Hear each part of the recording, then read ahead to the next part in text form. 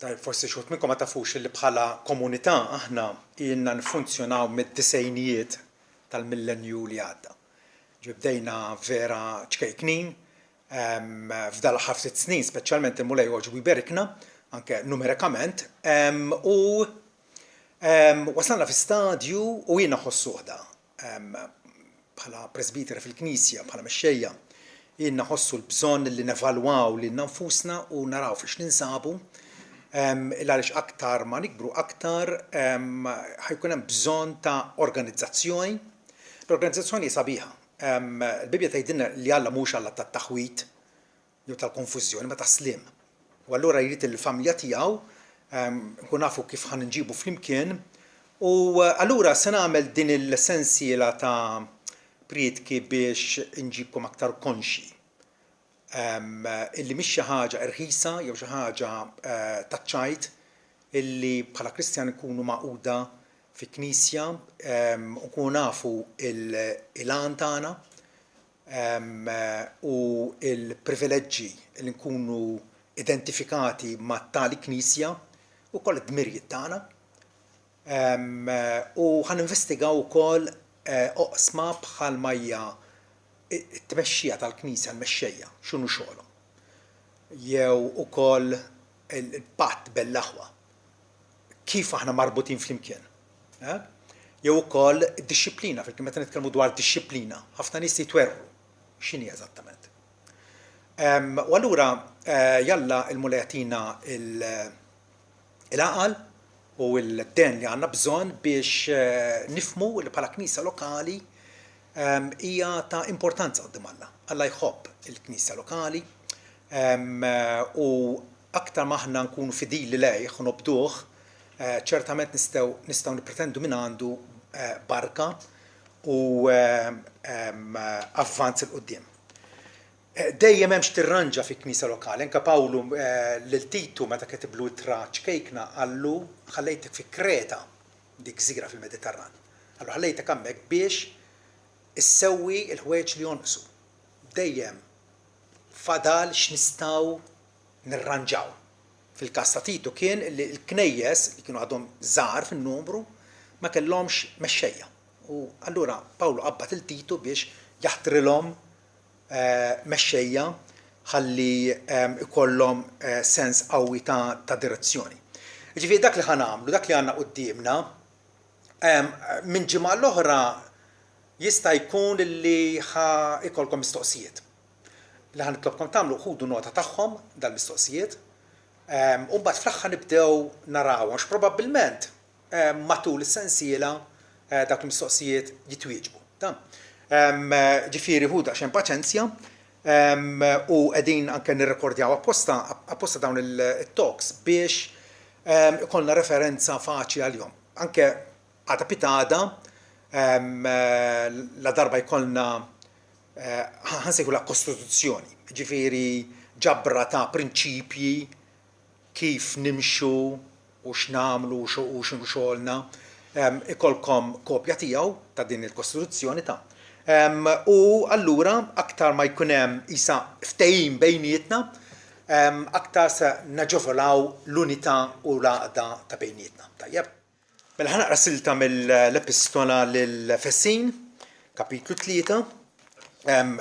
Din il-littra kif tafu tikkonċentra ħafna dwar il-glorja tal-Knisja. Il-Knisja hija l-arusa ta' Kristu, li Kristu ħabba u tali nnifsu għalija.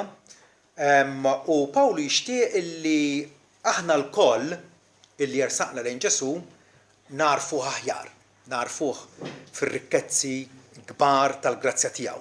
U għalhekk jitlob għalihom u din hija talba li aħna nistgħu regolarment nitolbu għal xulxin. Mela, Efesin 3 vers 14. Għal din raġuni nilwi irkub tejja quddiem il-missier li minnu tissemma kull familja fis-smewwiet u fuq l-art. Sabiex jagħtikom skont l-għana glorjuża tiegħu li tkunu magħmulin potenti jew sħaħ bis-seta' permezz tal-Ispirtu tiegħu fil-bniedem ġewwieni tagħkom.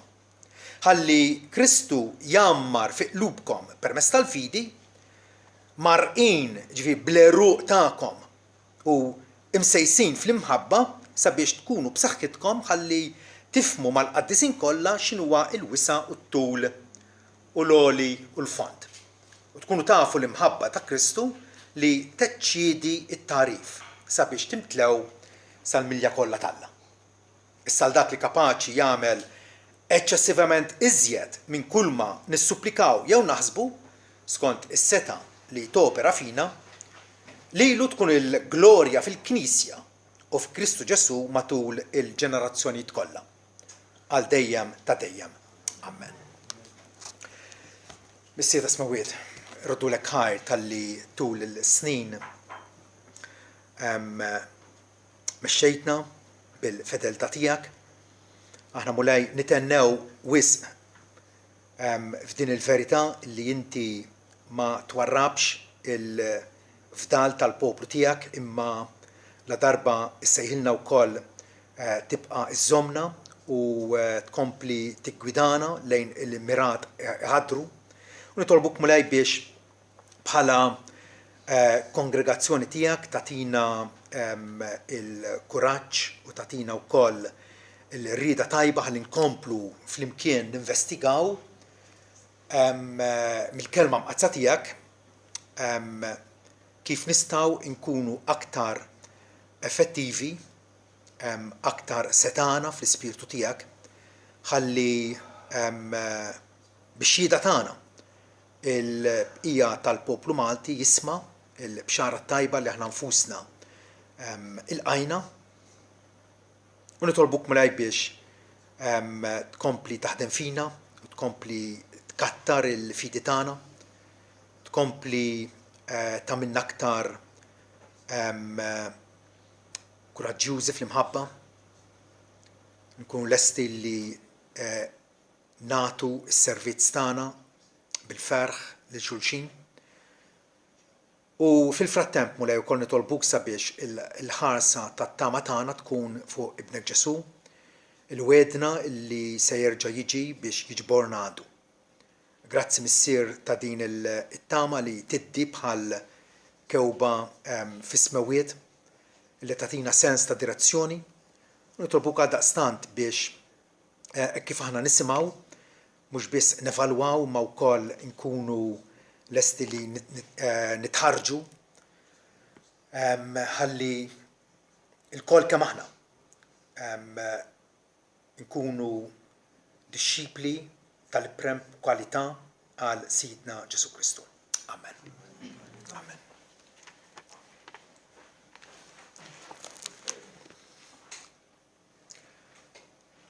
Knisja Evangelika Trinità.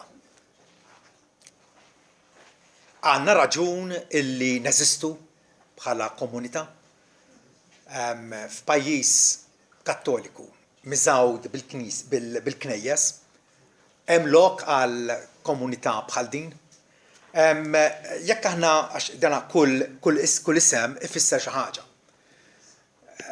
Knisja Evangelika. Evangelika jiġifieri il-laqam modern għal protestanti.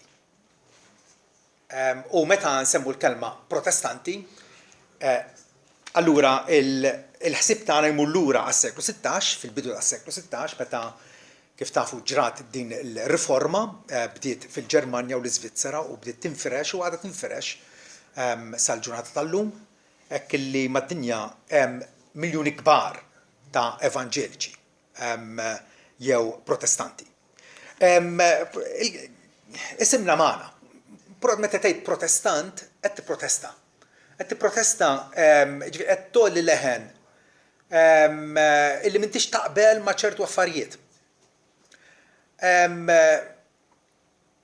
Il-riformisti tal-bidu, Calvinu, Luteru, Zwingli u l-bqija raw il-rol tagħhom, x-xogħol tagħhom bħala li jridu jirranġaw jew inatfu l-Knisja minn abbużi li kienu ħajdu hekk niżdu l-eruq fil-fond. U rridu jmorru lura għal fidi sempliċi u safja tal-Evanġelju kif ħallewulna l-Aposti. U allura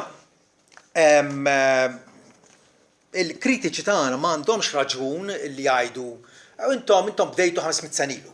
Mhux il-każ. Aħna maħniex revoluzzjonam, maħniex qegħdin niġħdu kull ma sar fl-ewwel 15-il sena.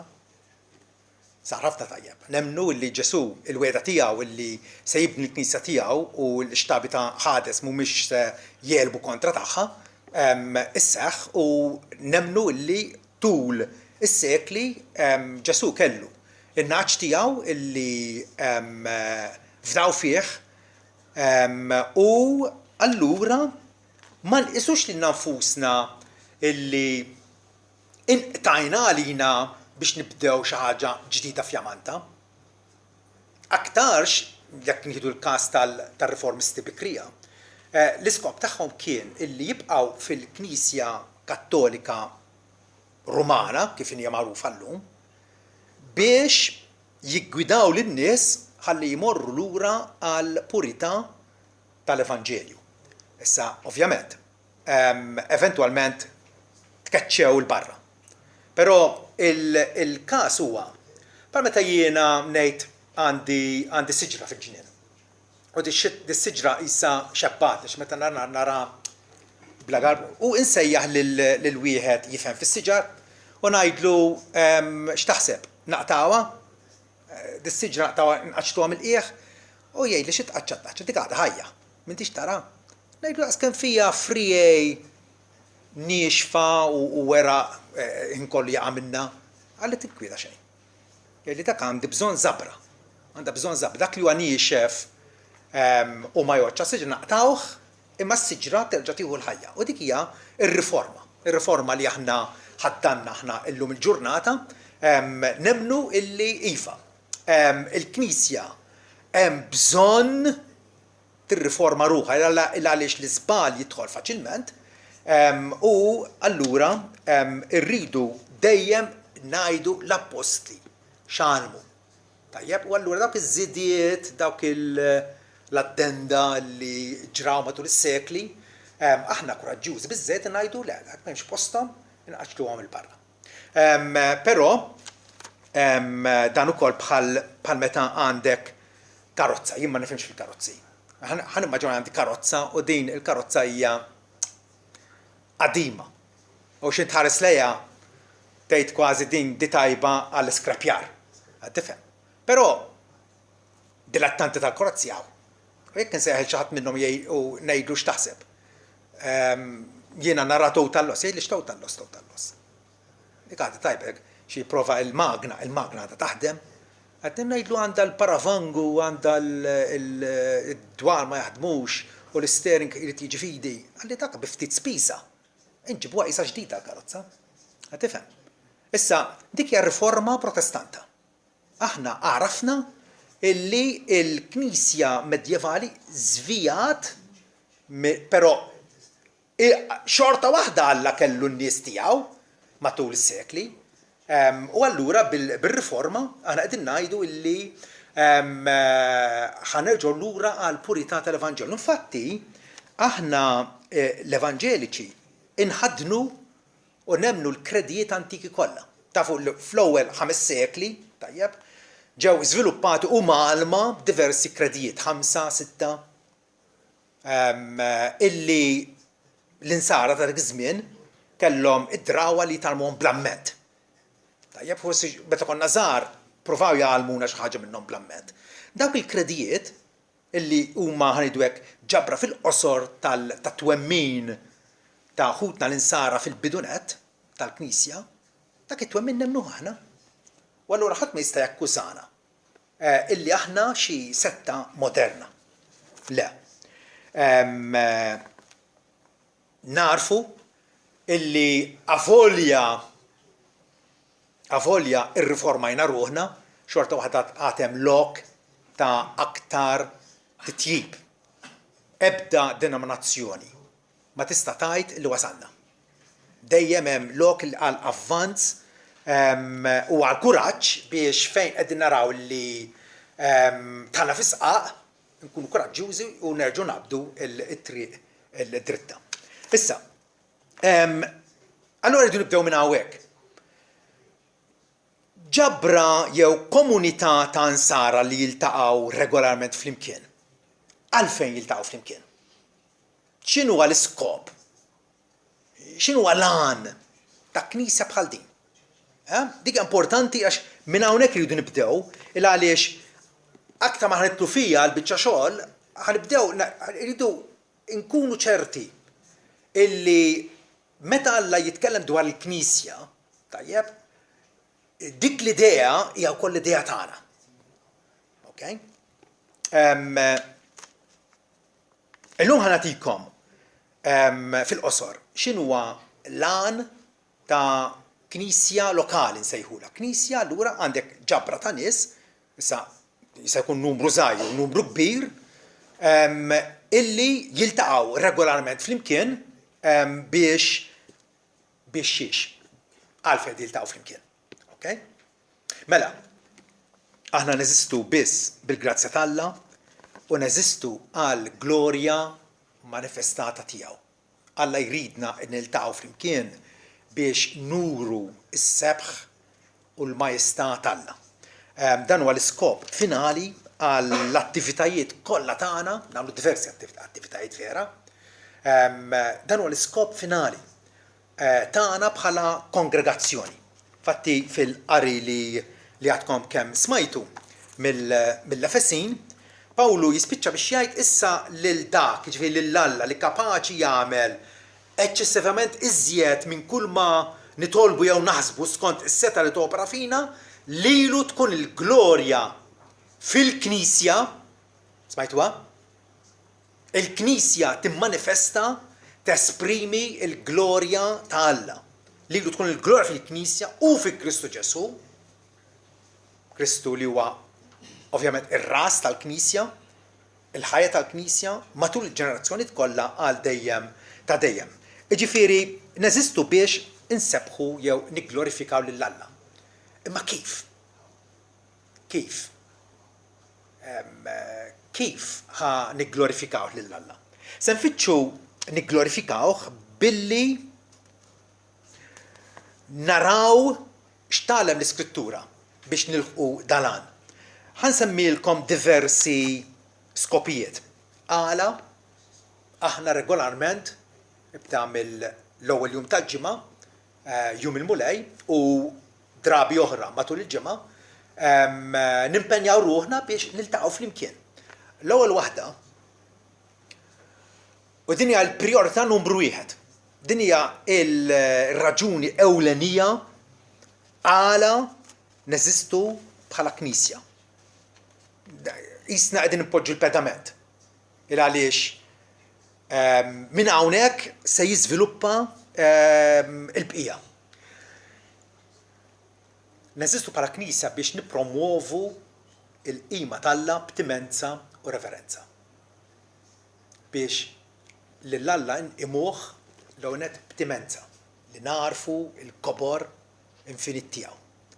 Illi mhux kif jagħmlu forsi kongregazzjonijiet oħra, qed tmur aktar u aktar popolari, illi bisfin u biċ-ċabċib u dik l-allegrija sfrenata li aktar espressjoni karnali. Le, Alla tagħna ħaqqu l-qima b'timenza u reverenza. U hija qima vera. Meta ngħidu qima vera, meta Ġesu tkellem mal-mara Samaritana wara li talaba biex jixrob u bdew taħdita bejniethom, Ġesu qalilha illi ġejja sija u issa hi meta l-aduraturi vera Alla għandu nies ejjima, nies illi imuh. L-aduraturi veri se jaduraw il-Missier fl-ispirtu u l-verità. Alla jrid minna qima mir-ruħ tagħna, mill-qalb tagħna. Dik il-qima motivata mill-Ispiritu Santu. U wkoll trid tkun qima fil-verità. Mhux qima kif nivvintaw aħna jew kif jidrilna l-aħjar. Trid tkun taqbel mal-verità tal-Iskrittura. Ġesu jkompli jgħidilha lill-mara għax il-Missier li t-tagħlim ifittex bħala l-adoraturi tiegħu. Alla huwa spiritu U l-aduraturi tiegħu jeħtieġ jadurawh fl-ispirtu u l-verità. Għalfejn neżistu? Ġesu qed jgħidilna. Alla jfittex aduraturi fuq l-art biex jadurawh, biex iqimuh. Għaliex ovvjament Alla għandu l-aduraturi tiegħu fil-ġenna, l-anġli tiegħu li kontinwament iqimuh, il-qaddisin tiegħu fil-da, però fuq l-art Alla irid xhieda għalih. U iva hija wkoll trid tkun qima qaddisa. Min nies is-separati għal Alla, min nies illi huma ikkonsagrati għalih. Dari, jekk forsi kellek tkellem lil-Lut u tajt saqsih fejn issir il-qima tagħkom? Kielek fit-Tempju, mingħajr taqliq, vera? Fit-Tempju f'Ġerusalemm. U Pawlu juża din l-idea tat-Tempju u lil Korintija jgħidulhom ma tafux li intom infuskom Tempju tal-Alla u li l-Ispirtu tal-Alla jammar fikom. Jekk xi ħadd jeqret it-Tempju tal-Alla, Alla qatt jeqret lilu għax it-Tempju tal-Alla huwa qaddis li hu propjament intom. Pawlu qed jenfasizza l-importanza li knisja aħna ġebel ħaj maqudin flimkien f'Tempju fejn jagħmel l-Ispirtu tal-Alla irridu nkunu nies qaddisa għalih, nies isseparati għalih. Ukoll il-qima tagħna offruta permezz ta' Ġesu Kristu. Dik li tagħmel knisja Kristjana. Ħafna nies jippretendu jew jikklejmjaw li jafu lil Alla, però Ġesu huma indifferenti lejh, ma jtux jagħtu kasu, ma jtuh ebda importanza. Frattant, il-qima milquha minn Alla hija qima bil-medjazzjoni ta' Ibnu Ġesu. Mingħajr Ġesu ma nistgħux, impossibbli li naffiċċjalaw l-Alla. Alla ma jilqax mid-dinbin idu nkunu imlibsa bil-libsa bajda ta' Ġesu Kristu. Ġustifikati bid-dem tiegħu b'kuxjenza nadifa iva. Ġesu fetħilna triq illi nistgħu allura nitlu fil-qaddis tal-qaddisin. Nitlu fil-preżenza tal-Alla biex nagħtuh qima flimkien. L-aħwa, ikkonsidrawha sewwa din il-fatt li Alla qed isejħilna bħala knisja lokali biex nqimuh. Kemm qed nagħtu importanza ħajjitna, kemm qed tirrivolvi dwar din il-priorità li aħna nagħtu qima lil Alla bħala individwi, bħala familji, bħala komunità. Alla jixtieqha u jagħtiha bid-dritt. Għax huwa Alla ħaj u veru. L-Apostol Pietru infatti jgħidilna intom ukoll bħala ħaġar ħaj, ara kif qed tiddeskrivina, kemm hija sabiħa din. Ħaġar ħaj, knaten, il-knaten tal-barriera jkunu mejtin, vera, kultant anke bil-bebbux mejjeġġu fihom. Il-Knisja hija komposta minn knaten ħajjin poġġuti flimkien, ħaġar ħaj qed tinbnew bħala dar spiritwali biex tkun saċerdozju qaddis. Ġieli smajtuha din li aħna l-kol kemm aħna assisin? Assisin għal Alla. Għandna il-privileġġ li nersqu lejh ħalli toffru sakrifiċċji spiritwali, daqshekk issa sakrifiċċji tal-bejjem, tal-oġġiela u tal-ħrief u annimali oħra fuq l-artal tat-Tempju f'Ġerusalemm. Le. Issa il-Knisja tat-Testament il-ġdid hija msejħa biex toffri sakrifiċċji spiritwali isimgħuha aċċettabbli għal Alla permezz ta' Ġesu Kristu. Mingħajr Ġesu il-qima tagħna mhijiex aċċettabbli. Dik hija l-ewwel raġuni għala neżistu bħala Knisja. Issa ftakru illi fil-ġimgħat li ġejjin, tajjeb, meta ħan niddiskutu ċertu affarijiet, dawn l-għanijiet, dawn l-iskopijiet idu jkunu quddiem għajnejna. Il għaliex kollox, kull ma jsir fil-Knisja ħajsir biex jintlaħqu dawn l-iskopijiet. It-tieni skop huwa biex aħna nedifikaw u nħarġu lil xulxin fil-mixja tal-fidi tagħna. Meta wieħed jikkonverti, tajjeb, dana ikun għadu tarbija spiritwali. Għandu bżonn mi joħsiebu, għandu bżonn mi jiddereġieħ. U allura din l-idea ta' edifikazzjoni li aħna nibnu lil xulxin, insaħħu lil xulxin, illi aħna ħanidu hekk ħanaqbdu jitfit u il-koll flimkien ħanarfu li flimkien naslu. Weħidna se nkunu sparpaljati u ċertament maħniex sa nilħu l-iskop tagħna. Pawlu jiddiskuti fit-tul dwar l-interazzjoni, il-relazzjoni ta' bejnietna. Aħna u niltaqgħu regolarment flimkien, insiru nafu aktar il-xulxin u naraw kif nistgħu nappoġġjaw u ngħinu xulxin. Fil-ewwel ittra l-Korintin kapitlu 14 jiddiskuti din il-ħaġa fit-tul u jgħid pereżempju hekk ukoll intom ġalla darba intom imħeġġin għad-doni spiritwali u Alla tagħna doni spiritwali lil kollha kemm aħna. Ta' xut jidru aktar mill-oħrajn. Imma kollha għandna imqar tal-inqas don wieħed li nistgħu nużawh biex il-Knisja tikber u tissaħħaħ. Intom imħeġġin għad-doni spiritwali, fitxu illi teċċellaw għall-edifikazzjoni tal-Knisja. Kull ma jsir fih dan din il-kongregazzjoni ħajsir biex il-koll kemm aħna. Mhux l-elit jew il-maġġoranza imma l-koll kemm aħna illi ħanieħdu ħsieb xulxin. Ħajkun jimpurtana reċiprokament minn xulxin tajjeb biex nikbru u nissaħħu. Bħal meta għandek bini li ħajibda mill-qiegħnet u jibda taraħ tiela saf jew filata. Sakemm imbagħad jissaqqafu l-bini ikun sħiħ. Il-Knisja ta' Kristu għada għaddejja, xogħol illi għadu għaddej. U għalhekk ma tistax issib knisja lokali perfetta. Ma tistax. Pawlu aktar quddiem ikompli jgħid illi nirringrazzja l-Alla nitkellem bl-lisna iktar minnkom il-koll. Madankollu fil-Knisja nippreferi nitkellem 5 kelmiet b'moħħi sabiex nistruwixxi lill-oħrajn, sabiex nagħallem lill-oħrajn. Aktarx milli 10,000 kelma bil-sien ieħor. Pawlu kien jitkellem bl-ilsna, kien kapaċi jagħmel mirakli, imma kull ħaġa li kien jagħmel fil-kongregazzjoni kienet biex isaħħaħ lil ħadd ieħor. Aktar quddiem jgħid x'inhu mela l-aħwa. Kull meta tinġabru flimkien dinja l-idea ta' Knisja, li nġabru flimkien bħala familja waħda.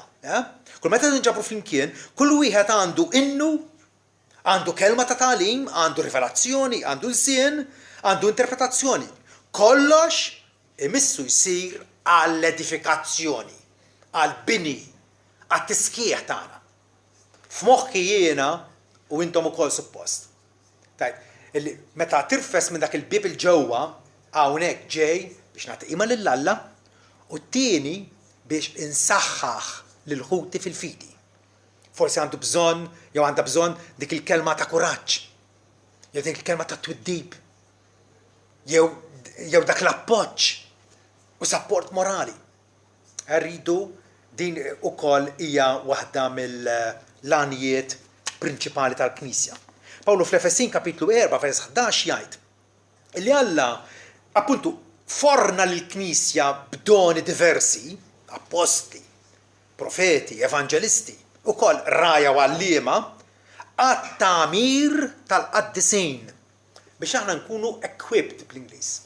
Equipped. L-idea li inti se ikollok lodda u dik lodda kapaċi tuża u tagħmel il-ġid biha. Okay, mela. Għat-tagħmir tal-qaddisin għax-xogħol tal-ministeru sabiex kollha kemm aħna li konvertejna minn sfondi differenti, minn ambjenti differenti u frattant Alla se qed isejħilna biex avolja l-età tagħna hija differenti, l-intelligenza tagħna hija differenti, għandna ħafna affarijiet differenti. U frattant biex flimkien nitalmu nservu. ix-xogħol tal-Ministeru ġifieri illi nitgħallmu naqdu lil xulxin wkoll fis-soċjetà tagħna. Għall-edifikazzjoni tal-ġisem ta' Kristu jkompli jgħid. Terġgħu tisimgħu din edifikazzjoni li wieħed jibni u jsaħħaħ il-ħaddieħor sakemm naslu lkoll għall-unità tal-fidi. Pawlu jaraf illi iva, il-Knisja għandha id-ġufijiet tagħha u allura jridu naslu għal din l-unità tal-fidi. U għafatt illi ma naħsbuwiex eżattament kollox l-istess, però l-Evanġelju huwa komuni għalina l-koll.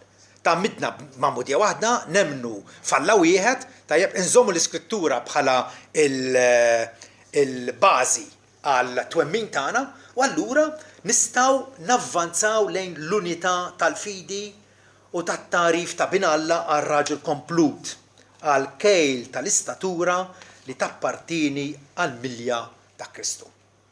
Iva, l-idea li insaħħu li xulxin, niżviluppaw li xulxin, nimmaturaw li xulxin, u allura il-fatt li nibqgħu paċenza f'xulxin, naħfru xulxin biex inkomplu flimkien ħalli niżvolġu il-potenzjal tagħna.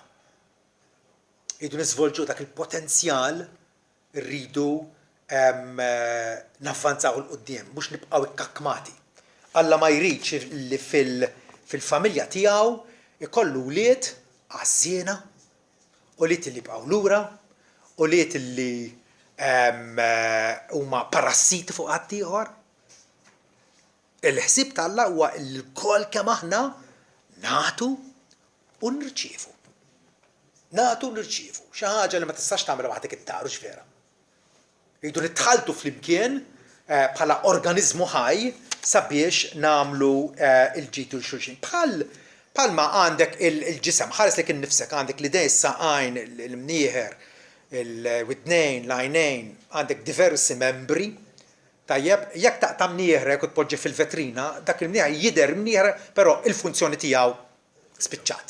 Għaliex? Għax mhuwiex part integrali mill-ġisem. Alla jridna flimkien għaliex jiena forsi għandi l-vista, inti għandek is-smieħ. Vera? Il-kol flimkien ħanipparteċipaw għal-kobor tagħna nfusna. Giovanni Calvino, wieħed mill-reformisti illi diġà semmejna l-lejla. Darba qal illi l-Knisja hija l-ġabra tawli talla. Fejn ikunu jistgħu jirċievu għajnuna u mittmuwa patrabi gwidati bl-għoża materna tagħha jikbru u jsiru persuni maturi fil-fidi. Interessanti kif Calvino qiegħed ixebbaħ il-Knisja ma' Din forsi ma tantx nużawha din it-tixbieħa imma biblika. Rajnija fl-ewwel Tessalonkin vera, fejn Pawlu qabbel nnifsu ma' illi tħobb lit-tarbija tagħha tajjeb u treddaħħa u tieħu ħsiebha tnaddafha. U l-Knisja il-ġabra tagħna flimkien hija proprjament hekk.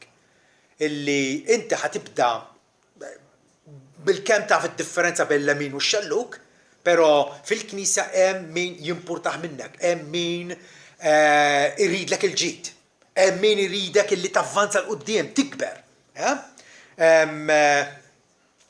Appuntu, aħna interdipendenti.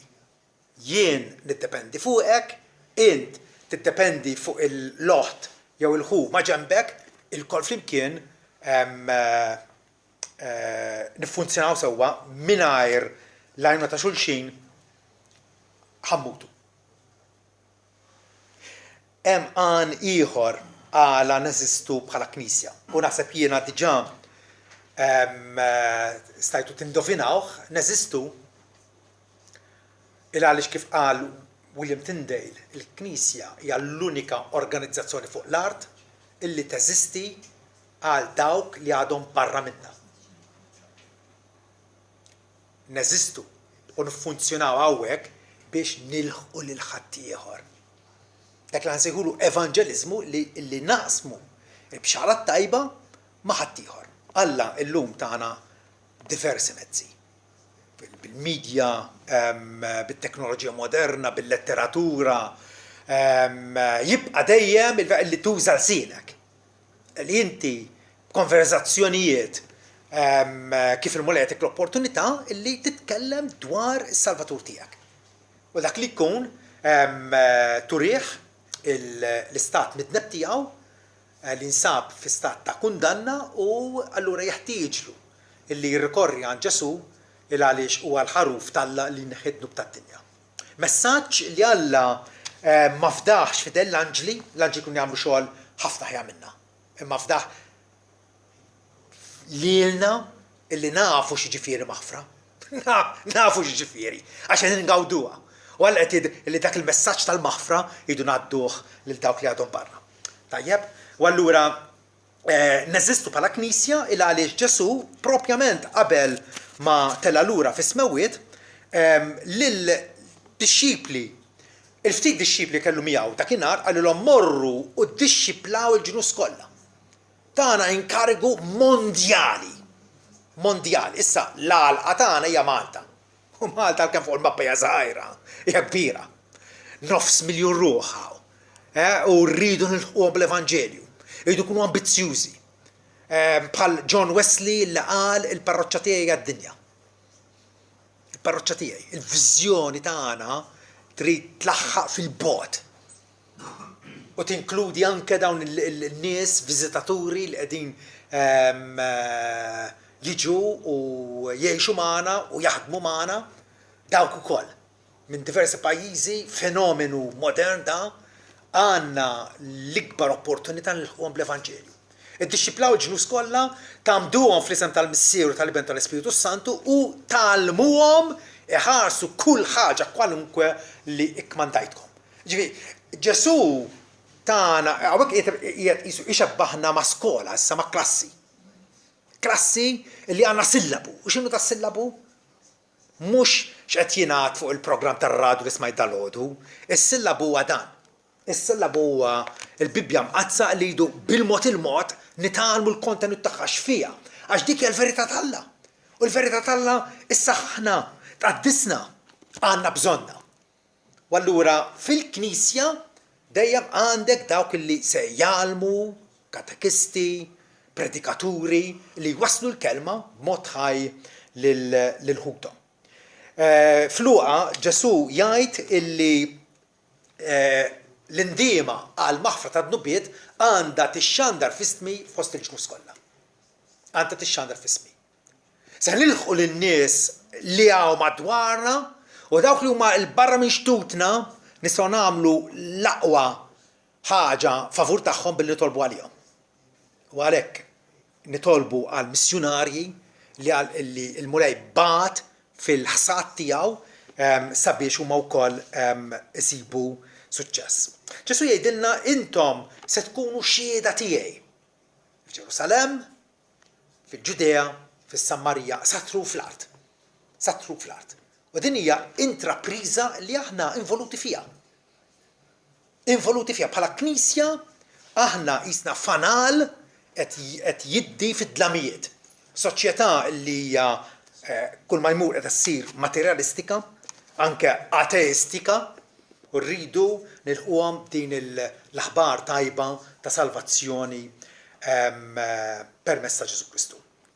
Il-għalqa tagħna kif għad hija primarjament hawn Malta. U aħna bil-bidu il-għan tagħna kienet li tkun Knisja tal-Maltin appoġġjata mill-Maltin għal Maltin. X'jiġifieri? Aħna maħniex it-tip ta' Knisja illi noqorbu għal sapport finanzjarju minn barra minn Malta. Qed tifhem? Aħna rridu nkunu responsabbli illi x-xogħol ta' Kristu navvanzawh blotjiet tagħna, bil-ġenerożità tagħna. Mill-Maltin għal Maltin. Okay? U allura rridu wkoll naħdmu biex ma nafx tħossu bħali il-ħadd filgħodu ġieli nkunu daqsxejn marsusin flimkien. U nibdew ngħidu x'ħajġri. Jalla naslu f'dak l-istadju illi niftħu kongregazzjoni oħra band oħra f'Malta, hemm bżonnhom. Dawn il-kongregazzjonijiet. Il-viżjoni tagħna tkun wiesa, ma nistgħux laħwa li ningħalqu f'bozza komdi fejn wasalna, rridu kull darba nixprunaw lil nafusna, nkunu ambizzjużi u ngħidu id-dawl irridu wasluh lilin minna. Ekku f'dan il-proċess kollu il-skop ieħor tal-Knisja hija illi insommu lil nafusna fidili lejn Kristu. Għaliex anke fil-xogħol u l-ħidma tagħna nistgħu tant niffangaw fix-xogħol illi l-komunjoni tagħna, l-ħbiberija tagħna ma' Kristu nitilfuha. U mhux lant.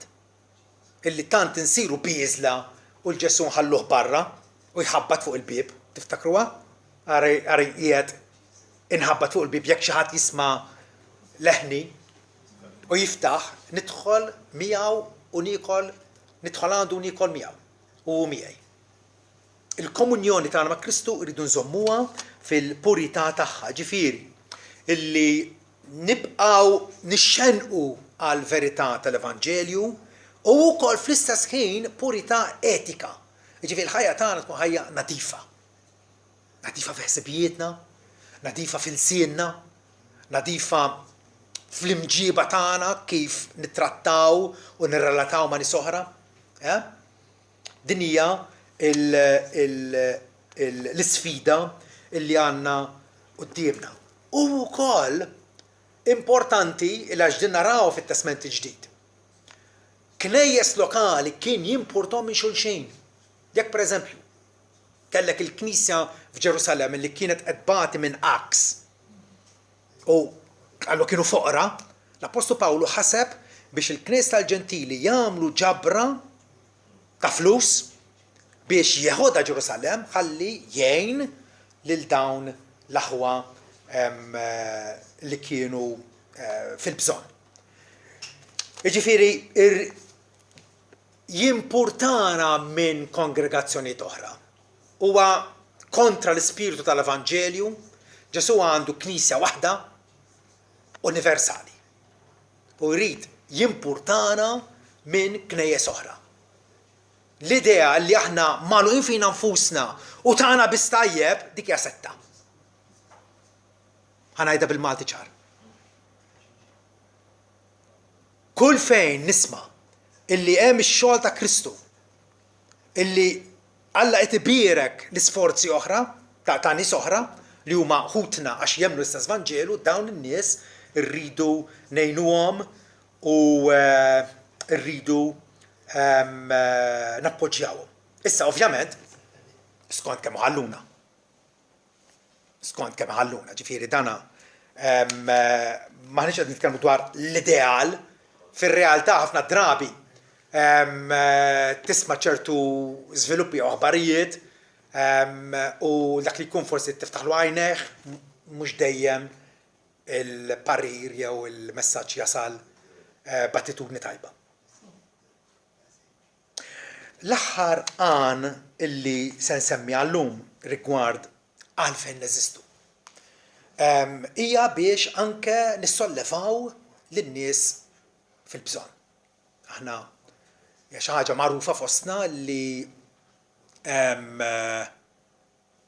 fejn naraw dak li jkun fqir fil-bżonn naraw kif ngħinuh. Bas ovvjament ma nistgħux ngħinu d-dinja kollha. Għandna grupp ċkejken. Tajjeb, anke Ġesu meta kien fostna tinnotaw li ma fejjaqx il-morta kollha ta' Iżrael ħaseb wara tad-dinja kollha. Imma wara li tala lura fis-smewwiet, ħaġa waħda hija ċerta dwar Ġesu. Għamel ir-rieda kollha talla. Alla jridna li bir-riżorsi tagħna mhux qisna nitlu brasna fi sħab u naħsbu dwar kwejt spiritwali biss. Imma ikun tant jimpurtana mill-ġenna illi nkunu utli fuq l-art. Illi nkunu ta' użu ta' benefiċċju għal nies ta' madwarna li għandhom bżonn l-arma tagħna u nistgħu nagħtuhom. Pawlu meta tela Ġerusalem biex jitkellem mal-bqija tal-apostli, qal illi l-unika ħaġa illi talbuni biex nagħmel kienet illi niftakar fil-foqra. U jiena kont imħeġġeġ biex nagħmel hekk jgħid. Għax aħna l-idea tagħna tal-apostlu kienet illi u veru, mu minn belt għall-oħra u jipridka l-Evanġelju u dejjem għaddej. Imma kien jaf li aħna bnedmin għandna mhux biss ruħ, għandna wkoll ġisem. Dak il-ġisem huwa wkoll importanti. Ġesu id-dixxipli tiegħu jingħarfu fil-ġudizzju kif ħajnarfu. Kont bil-ġuħd majtuni, kont bil-għaġġu sejtuni, fil-ħabs ġejtu żuruni, qarwi lubbistuni. Affajt għandhom xaqsmu mal-prattikalità tal-ħajja tagħna minn ġurnata għall-oħra. Mela, il-missjoni tagħna, l-iskop tagħna, sentenza waħda hija din. Bħala kongregazzjoni ta' nies fidili lejn Sidna Ġesu Kristu, qegħdin nirsistu biex nigglorifikaw lil Alla Trinità. Din hija l-ambizzjoni tagħna. Li Alla jkun imsebbaħ. In-nies li jkunu jafuna jgħidu wow, Alla tagħhom u Alla qaddis, Alla majestus. Dawn in-nies iħobbuh l-Alla, jiservuh b'intenzjonijiet tajba. Ma allura se nigglorifikaw lill-Alla Trinità li huwa l-Ħalliq, is-Salvatur u l-Mulej tagħna. Filli ingawdu xirka miegħu aħna nħobbuh, inqimuh u nservuh b'maniera denja tal-Evanġelju tal-Grazzja. Li għandna huwa imprezzabbli, il-ġojjell tas-salvazzjoni. Alla tagħna dan il-ġojjell biex ma ngawduhx aħna biss, ma ngawduh igawduh ukoll in-nies ta' madwana. Jalla il-Mulej kompli jiffukalna l-iskop tagħna. Illi hawnhekk ma niġux meta jfettilli, meta għandi aptit, meta mix-xita, meta m'għandix nagħmel, imma nkunu impenjati, nkunu iva, naf li hawnhekk dan huwa x-xogħol t'Alla. Din hija l-ħidma tiegħu, il-ħidma tal-Ispiritu tiegħu. U jiena rrid nkun parteċipi, rrid nkun nagħti is-sem sħiħ tiegħi sabiex l-Evanġelju mhux biss ingawdu aħna, ma wkoll ikun estiż, ikun imwassal għan-nies ta' madwana.